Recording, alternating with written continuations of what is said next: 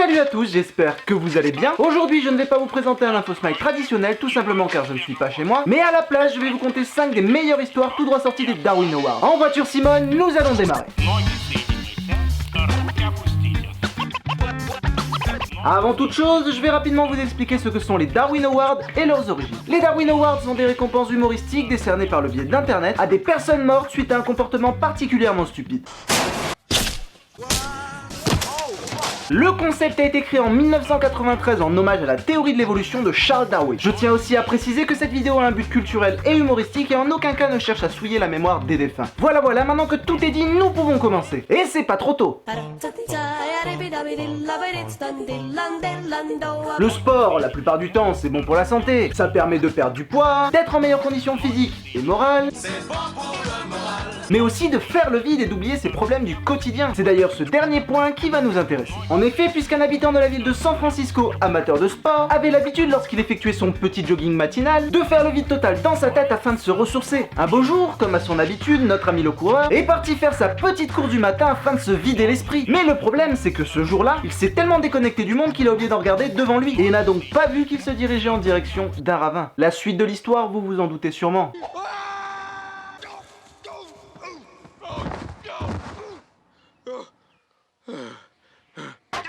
Il a fait une chute de 60 mètres dans ce même ravin et est mort sur le coup. Bam! Coup du ravin. Coup du lapin, coup du ravin, vous comprenez, c'est un peu pareil, c'est un jeu de mots. Toronto, c'est principalement la capitale du Canada, mais pas que, puisque c'est aussi la ville qui a accueilli la prochaine histoire, ou encore le lieu de naissance de Vin Diesel. Mais ça, on s'en bat les steaks. Bye bye Vin Diesel. Donc, dans cette capitale à l'accent exotique, un notaire que j'appellerai dorénavant Bob, convaincu de la solidité des vitres de sa banque, a voulu le prouver à ses étudiants et pour cela il s'est placé face à la vitre. A reculé de quelques pas, s'est échauffé les coudes et les poignets et bam bam bam bam a foncé droit dans la fenêtre. C'est comme ça que ça se passe. Malheureusement pour lui, elle n'était pas si solide qu'il le prétendait, car celle-ci au contact de l'épaule de l'homme est sortie de son cadre emportant dans sa chute notre ami Bob, que l'on a retrouvé 24 étages plus bas faisant un câlin à ce qu'il restait de la vitre. En tout cas on peut dire que Bob n'était pas bricoleur. Il n'empêche, il a donné sa vie pour protéger ses convictions, même si elles étaient fausses. Et ça c'est beau, mais con. Très con. L'arachnophobie est une peur qu'il ne faut pas négliger. Car celle-ci peut nous faire perdre le contrôle de nous-mêmes et nous faire réagir de façon impulsive. Attention grenade!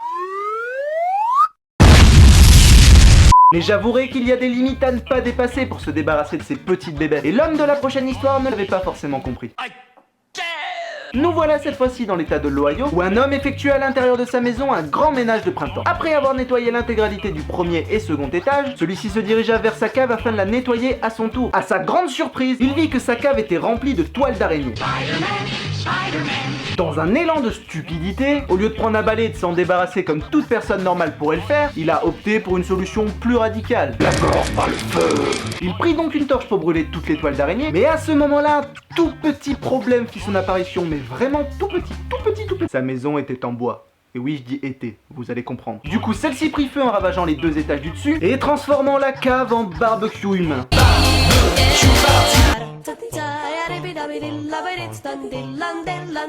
L'histoire de l'humanité a accueilli beaucoup d'hommes ou de femmes avec une mission à accomplir. Et l'individu de l'histoire qui va suivre était ce genre d'homme. Un beau jour, le monsieur cité précédemment, qu'on appellera dorénavant John, décida de prendre l'avion. Une fois à l'intérieur, il enfila une cagoule de ski et des lunettes de piscine. Puis sortit ensuite un pistolet et une grenade de son sac afin de détourner l'avion. Il ordonna donc aux 2 pilotes de rebrousser chemin, mais par le biais d'une argumentation hors du commun, ils réussirent à le convaincre que ce n'était pas possible. Détournez l'avion ou je tire! Non.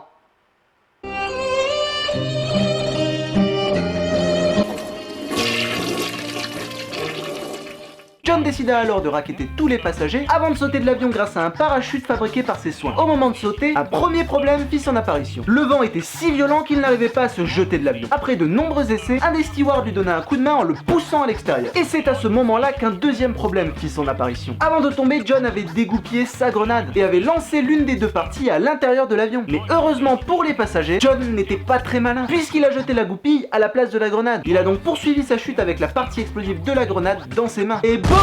John est parti en éclats. Et ce qui restait de lui a eu un très faible impact en touchant le sol, vu qu'il ne restait pas grand chose. C'est le principe des explosions. Boum.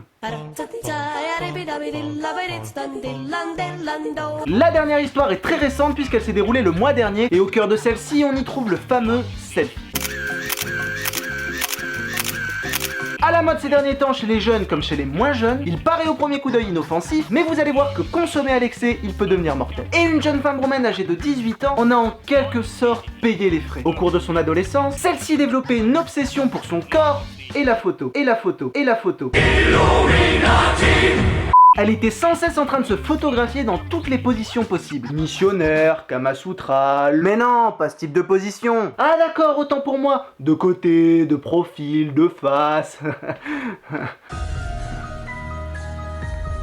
Coucou. Elle publiait ensuite ses selfies sur le web afin d'obtenir le plus de j'aime possible. Un jour, une idée plus ambitieuse lui vint. Plus ambitieuse, mais surtout plus stupide. Et pourquoi pas faire le buzz grâce à un selfie sur le toit d'une locomotive. Pensant avoir eu l'idée du siècle, elle s'empressa de monter sur le toit d'une locomotive et de s'y coucher afin de réaliser le cliché ultime. Ça aurait pu être le cas si elle n'avait pas malencontreusement touché avec son pied un des câbles électriques servant à faire avancer le train. Le choc fut brutal et la décharge violente, ce qui brûla instantanément 50% de son corps et entraîna son décès quelques heures plus tard. Cette histoire est un exemple particulièrement extrême de ce que certaines personnes sont prêtes à faire pour quelques j'aime en plus. C'est triste. Voilà, cette vidéo touche à sa fin, j'espère comme toujours qu'elle vous a plu. Je vous invite à liker, à vous abonner et surtout à partager la vidéo. Je tiens à remercier la chaîne Y Penser qui m'a fait découvrir les Darwin Awards et Dr Brulstein qui m'a proposé de faire un épisode dessus. Cette vidéo est un petit peu moins de travail que les autres puisque je suis actuellement en vacances et j'ai pas eu forcément le temps d'y travailler énormément. Je vous invite à laisser un commentaire dans l'espace commentaire, d'ailleurs je vais rapidement répondre à l'un de vos commentaires. Triple kill. Logji nous dit, toujours aussi classe, tout est parfait, manque plus que tu trouves un mec sympa pour te faire une nouvelle intro, bannière, photo, de profil, quoi qu'il en soit, continue comme ça, tu gères. Et bien tout d'abord merci pour ton commentaire, ça me fait extrêmement plaisir, je suis content que tu apprécies mes vidéos. Et ensuite je pense que tu as raison, il faudrait vraiment que je change tous ces trucs là. D'ailleurs si quelqu'un est intéressé pour m'en faire une, bah n'hésitez pas à me contacter, n'hésitez pas à m'en parler, je vous répondrai